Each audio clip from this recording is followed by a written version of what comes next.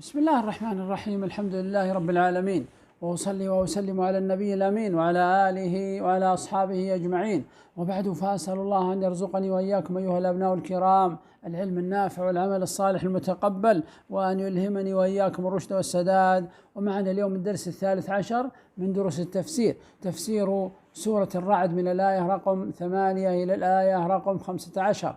أيها الأبناء الكرام، سورة الرعد اختلف أهل العلم فيها، هل هي مكية أم مدنية؟ إذن هي من السور المختلف فيها، بعض أهل العلم يقول أنها مكية، وبعض أهل العلم يقول أنها مدنية. وعدد آياتها 43 آية، ونزلت بعد سورة محمد.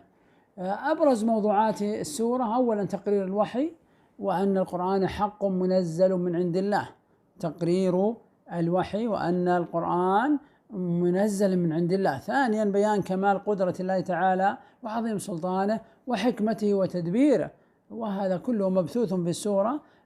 ثالثا تقرير البعث بعد الموت، تقرير البعث بعد الموت. وإن تعجب فعجب قولهم أئذا كنا ترابا أئنا لفي خلق جديد، أولئك الذين كفروا بربهم وأولئك الأغلال في أعناقهم وأولئك أصحاب النار هم فيها خالدون. من ذلك رابعا من موضوعات السورة الاستدلال بتوحيد الربوبية على توحيد الألوهية وإخلاص العبادة لله، وهذا من الأدلة على إثبات توحيد الألوهية، الاستدلال بتوحيد الربوبية على توحيد الألوهية. خامسا بيان صفات السعداء وصفات الأشقياء. صفات السعداء: أفمن يعلم أن ما أنزل إليك من ربك الحق كمن هو أعمى إنما يتذكر أولو الألباب، ثم ذكر صفاتهم، ثم قالوا الذين ينقضون عهد الله من بعد ميثاقه ويقطعون ما أمر الله به يوصل، ذكر صفات الأشقياء. يقول الله تعالى في هذه الآيات: الله يعلم ما تحمل كل أنثى. الله يعلم ما تحمل كل أنثى، يعني من ذكر أو أنثى، ذكرين أو أنثيين، ذكر وأنثى أو نحو ذلك. وما تغيض يعني ما تنقص الأرحام، تنقص في الأيام أو تنقص في الأجنة الأرحام. وما تزداد أيضا في الأيام، وما تزداد في الأجنة والمواليد. وكل شيء عنده عند الله تبارك وتعالى بمقدار محدد. عالم الغيب وهو السر ما غاب عن الأعين، والشهادة العلانية، الكبير في ذاته وفي صفاته، المتعال الذي على كل شيء تبارك وتعالى، على بذاته وعلى بصفاته وعلى بقدره وعلى بقهره. سواء منكم يا أيها الناس، سواء منكم من أسر القول أخفى القول، ومن جهر به ومن أعلن به ومن أظهره. من أسره ومن أظهره سواء عند الله، يعني السر والجهر عنده سواء تبارك وتعالى. ومن هو مستخف بعمله، مستخف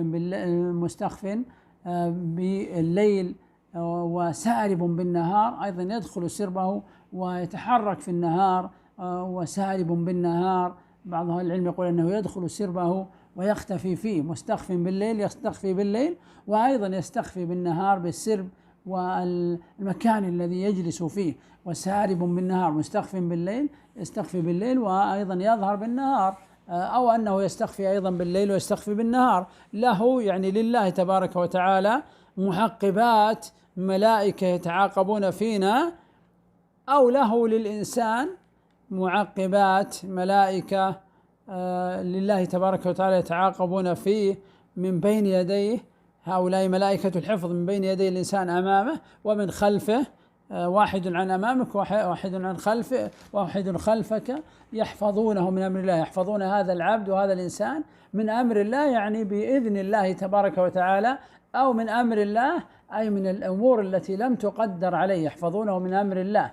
أما الأمر المقدر عليه فلا بد أن يصيبه. إن الله لا يغير ما بقوم، يعني من الذل إلى العز، ومن البعد إلى القرب، ومن الضعف إلى القوة، حتى يغيروا ما بأنفسهم. يعني التغيير يبدأ من عندك أيها العبد وأيها الإنسان، فتغير من معصيتك إلى الله تبارك وتعالى إلى طاعته، ومن بعدك عن ربك إلى القرب منه، ومن الذنوب إلى التوبة والطاعة والقرب من الله تبارك وتعالى، فيتغير حالك.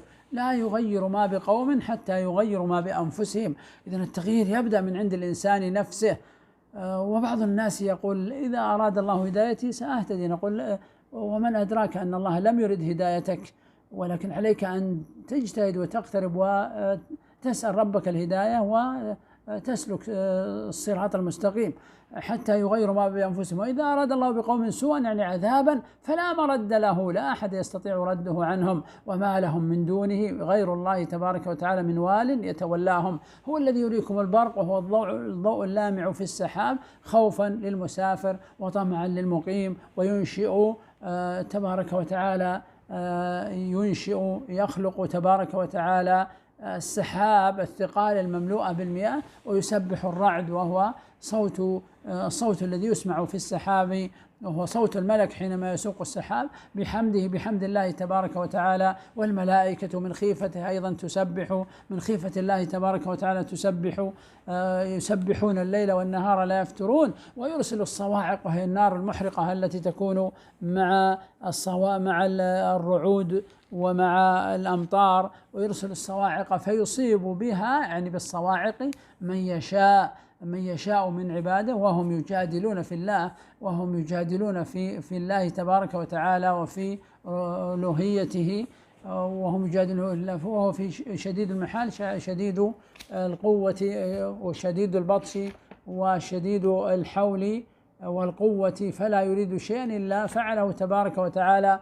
هو اللي قال له دعوة الحق، له تبارك وتعالى دعوة الحق، وهي دعوة الإسلام والتوحيد. والذين يدعون من دونه، والذين يدعون المشركون من دونه غير الله تبارك وتعالى لا يستجيبون لهم، لا يستجيبون لمن دعاهم، لا يستجيبون لهم بشيء، أي شيء ولو كان صغيرا لا يستجيبون له. ولذلك قال إن تدعوهم لا يسمعوا دعاءكم ولو سمعوا ما استجابوا لكم، ويوم القيامة يكفرون بشرككم ولا ينبئك مثل خبير.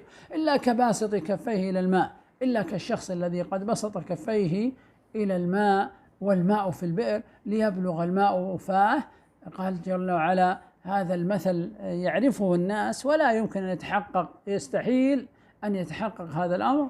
قال وما هو ببالغه ليبلغ فهو ما هو بالغ، لا يستطيع الماء أن يصعد إليه، ولن يستطيع هو أخذ الماء هكذا بدون أن يكون هناك سبب أو اغتراف أو نحو ذلك، وما هو ببالغه. إذن هذه لاحظوا الآن التشبيه، دعا له دعوة الحق والذين يدعون من دونه لا يستجيبون لهم بشيء، ما يستجيبون لمن دعاهم بشيء إلا كاستجابة الماء لمن بسط كفيه إلى الماء ليبلغ فاه، وما هو ببالغه. هكذا دعاؤهم لا يستجيبون لهم ولا يستفيدون منهم. وما دعاء الكافرين لأصنامهم وأوثانهم إلا في ضلال، في تيه وبعد عن الحق. ولله تبارك وتعالى يسجد يخضع وينقاد من في السماوات والأرض، كلها تخضع لله وتنقاد له طوعا يعني حالة كونها مطيعة، وكرها حالة كونها مكرهة. وظلالهم ظلال الأشياء بالغدو أول النهار والآصال، الظلال يسجد بالغدو والآصال.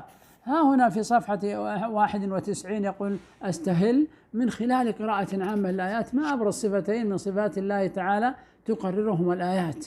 نقول صفة العلم وصفة القوة، صفة العلم وصفة القوة. أما المعنى الإجمالي للآيات فيخبر الله تعالى بعموم علمه وإحاطته بكل شيء، ومن ذلك علمه بما تحمل كل أنثى من بني آدم، وهو تعالى عالم بما تنقصه الأرحام وما تزيده في بدن الجنين ومدة الحمل وغيره، وكل شيء مقدر عند الله بمقدار لا يتجاوزه، وهو سبحانه عالم بما خفي عن الأبصار وما ظهر للعيان، وهو سبحانه الكبير في ذاته وأسمائه وصفاته المتعالي على جميع خلقه بذاته وقدره وقهره، وقد استوى في علمه سبحانه سر القول وجهره، ومن هو مستتر بظلمة الليل أو ظاهر في وضح النهار. وللعبد ملائكة يتعاقبون عليه من أمامه ومن خلفه يحفظونه من الحادثات والمكروهات بأمر الله. ثم يبين سبحانه وتعالى أنه لا يغير نعمة أنعمها على قوم إلا إذا غيروا أحوالهم من الطاعة إلى المعصية، وإذا أراد الله بقوم بلاء فلا مفر منه، وليس لهم من دون الله من من وال يتولى أمورهم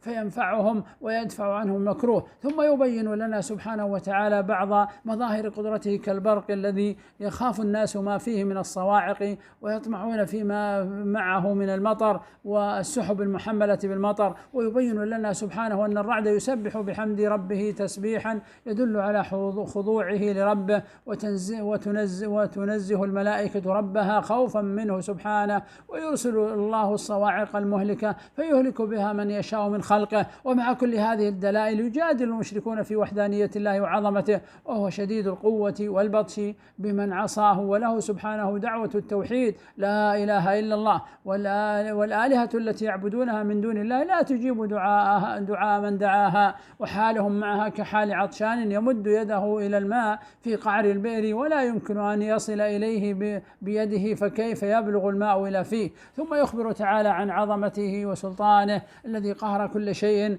وانقاد له كل من في السماوات والأرض، فيسجد له المؤمنون طوعا ويسجد له المشركون كرها ورغما عنهم، وتسجد له ظلال المخلوقات أول النهار وآخره.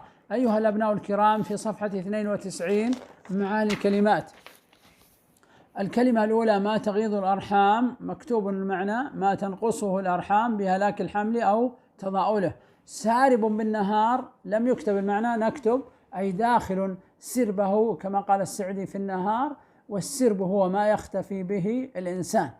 له معقبات لم يكتب المعنى، له سبحانه ملائكة يعقب بعضهم بعضا يعني في بني آدم. شديد المحال لم يكتب المعنى، نكتب شديد الحول والقوة فلا يريد شيئا إلا فعله. الغدو مكتوب المعنى في الكتاب أول النهار.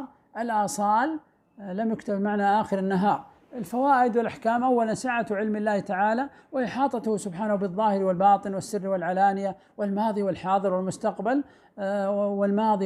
والمستقبل، فقد أحاط سبحانه بكل شيء علما وأحصى كل شيء عددا. هنا يقول فكر للإيمان بصفة العلم وإثباتها لله عز وجل آثار يجب أن تظهر على العبد، وضح آثار الإيمان بهذه الصفة على العبد في الجوانب الآتية. أولا أعمال العبد في الخلوة والخفاء، نقول هنا مراقبة الله والخوف منه.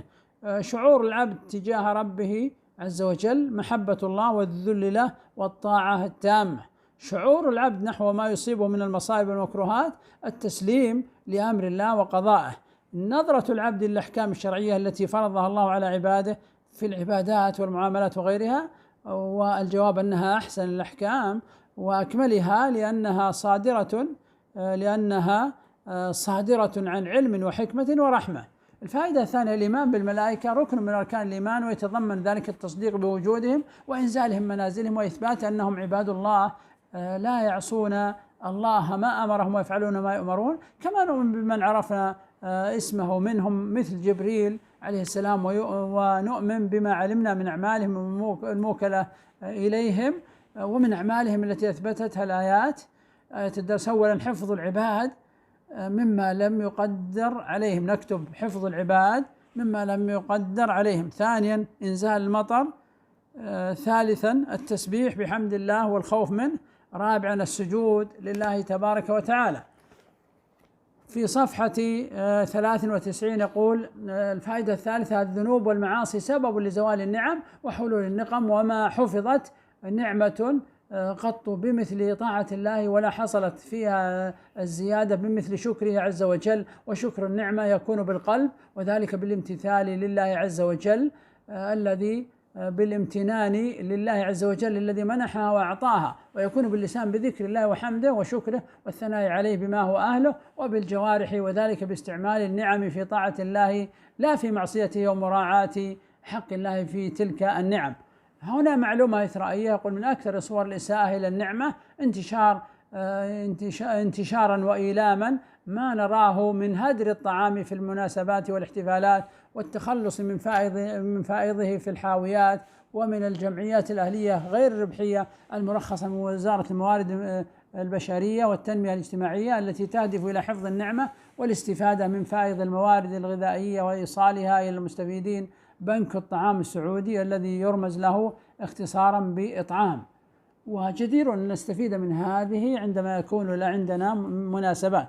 هنا يقول استنبط. قال تعالى إن الله لا يغير ما بقوم حتى يغيروا ما بأنفسهم. من خلال الآيتين اللاتيتين ما الذي يغير الناس في نفوسهم وما الذي يغيره الله عليهم جزاء تغييرهم. قال الله تعالى وما أصابكم من مصيبة فبما كسبت أيديكم ويعفو عن كثير. وقال تعالى ذلك بأن الله لم يكن مغير نعمة حتى يغيروا نعمة أنعمها على قوم حتى يغيروا ما بأنفسهم وأن الله سميع عليم. الناس نقول كيف يغيرون من الكفر إلى الإيمان، من المعصية إلى الطاعة، من كفر النعمة إلى شكرها. الله يغير حال الناس من البعد إلى القرب، من الذل إلى العز، من العقاب إلى الثواب. الفائدة الرابعة التسبيح من الأذكار العظيمة أثبته الله في آيات الدرس للرعد والملائكة وهو ثابت لكل المخلوقات. قال الله تعالى تسبح له السماوات السبع والأرض ومن فيهن وإن من شيء إلا يسبح بحمده ولكن لا تفقهون تسبيحهم. وأعظم التسبيح ما ورد في قوله صلى الله عليه وسلم كلمتان خفيفتان على اللسان ثقيلتان في الميزان حبيبتان للرحمن. كلمتان خفيفتان على اللسان ثقيلتان في الميزان حبيبتان للرحمن.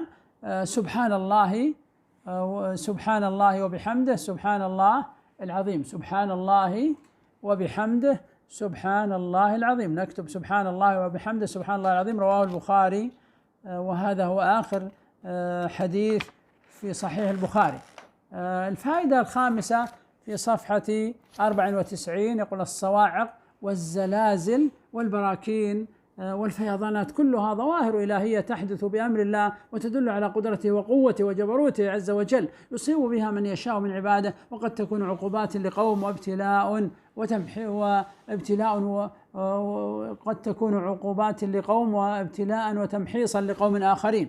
هنا يقول أتعلم لأعمل. من الدعاء المأثور عند سماع الرعد ما روي عن عبد الله بن الزبير رضي الله عنهما موقوفا أنه كان إذا سمع الرعد ترك الحديث وقال سبحان الذي يسبح الرعد بحمده والملائكة من خيفته. رواه البخاري في الأدب المفرد وصححه الألباني. هنا دلالة قرآنية. قال الله تعالى له دعوة الحق. دعوة الحق هي دعوة التوحيد. وفي الآية إشارة إلى أن الحق عند الله واحد لا يتعدد. فالدين الحق واحد وهو دين الإسلام جاء ناسخا لما قبله ولا يقبل الله غيره. قال الله تعالى ومن يبتغي غير الإسلام دينا فلن يقبل منه وهو في الآخرة من الخاسرين. هنا أفكر أيضا في صفحة 94 قال الله تعالى ولله يسجد من في السماوات والأرض طوعا وكرها وظلالهم بالغدو والآصال. لماذا خص الله الغدو والآصال بالذكر هنا مع أن الظل يسجد لله في كل وقت من النهار؟ قال الطبري رحمه الله تعالى لأنها تبين في هذين الوقتين يعني اللي هو السجود وتميل من ناحية إلى ناحية تميل من ناحية إلى ناحية. في صفحة 95 يقول استدعي معلوماتي. درست في مادة الدراسات الإسلامية بالصف الأول المتوسط وحدة صلاة التطوع موضوع سجود التلاوة وآدابه باستدعاء معلوماتك والتعاون مع زملائك. دون إجابات ما يأتي. أولا ما حكم سجود التلاوة؟ هو للقارئ وللمستمع والسامع. يسن لمن تلا القرآن ومن استمع له ولا يسن للسامع. ثانيا ماذا تقول في سجود التلاوة؟ أقول سبحان ربي الأعلى 3 مرات وأقول سجد وجهي الذي شق سمعه وبصره وصوره فأحسن صورته فتبارك الله أحسن الخالقين. اللهم اكتب لي بها أجرا وضع عني بها وزرا واجعلها لي عندك ذخرا وتقبلها مني كما تقبلتها من عبدك ونبيك داود عليه وعلى نبينا أفضل الصلاة وأزكى التسليم. ثالثا أين موضع سجود التلاوة في آيات الدرس؟ قوله تعالى ولله يسجد من في السماوات ومن في الأرض طوعا وكرها وظلالهم بالغدو والآصال.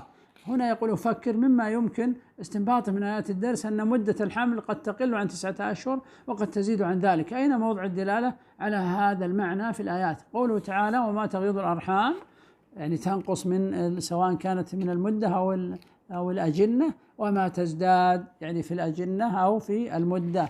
هنا يقول جو التلاوة. درست بالصف الخامس الابتدائي أن من أحكام الميم الساكنة الإخفاء الشفوي وله حرف واحد وهو حرف الباء. فإذا جاء بعد الميم الساكنة حرف الباء فإن الميم تنطق غير مطبقة الشفتين إطباقا شديدا ولا مفرجة بحيث يكون إخفاؤها بين الإظهار والإدغام مع غنة ظاهرة بمقدار حركتين من غير تشديد. بالعودة إلى الآيات وبالتعاون مع مجموعة أرسل خطا تحت موضعين للإخفاء الشفوي في الآيات. الموضعين في الإخفاء الشفوي هو قوله تبارك وتعالى لا يستجيبون لهم بشيء، لا يستجيبون لهم بشيء، ميم بعدها الباء، لهم بشيء. وقوله تبارك وتعالى وظلالهم بالغدو، وظلالهم الميم الساكنة والباء، وظلالهم بالغدو والآصال. بقي عندنا أيها الأبناء التقويم في صفحة 96. يقول السؤال الأول: اجمع أسماء الله الحسنى وصفاته العلى التي دلت عليها الآيات. الأسماء: الله عالم الغيب الكبير المتعال. الصفات: العلم، الإرادة، المشيئة، شديد المحال. يقول: اختر مما يأتي ما تدعو إليه الآيات من عبادات قلبية يجب صرفها لله تعالى وحده، منها الإخلاص والتوكل واليقين. السؤال الذي بعده يقول: تقرر الآيات توحيد الألوهية ووجوب الإخلاص العبادة لله وحده لا شريك له. أين موضع الدلالة على هذا المعنى من آيات الدرس؟ قوله تعالى: له دعوة الحق. هنا يقول: ابحث. قال الله تعالى: هو الذي يريكم البرق خوفا وطمعا. اختلف المفسرون في المراد بالخوف والطمع في هذه الآية، وقد ذكر السيوطي في رحمه الله في تفسيره الدر المنثور في التفسير المأثور 3 أقوال في ذلك، بالعودة إلى أحد المصادر الرقمية المختصة في تفسير القرآن الكريم لخص ما ذكره رحمه الله. أولا: خوفا من الصاعقة وطمعا في نفع المطر. ثانيا: الخوف للمسافر يخاف منه الأذى والمشقة، والطمع للمقيم يرجو منه البركة والمنفعة. ثالثا: الخوف من المطر في غير مكانه وإبانه، والطمع إذا كان في مكانه وإبانه. أسأل الله أن يفقهني وإياكم في الدين، وأن يلهمني وإياكم الرشد والسداد، وصلى الله وسلم على نبينا محمد.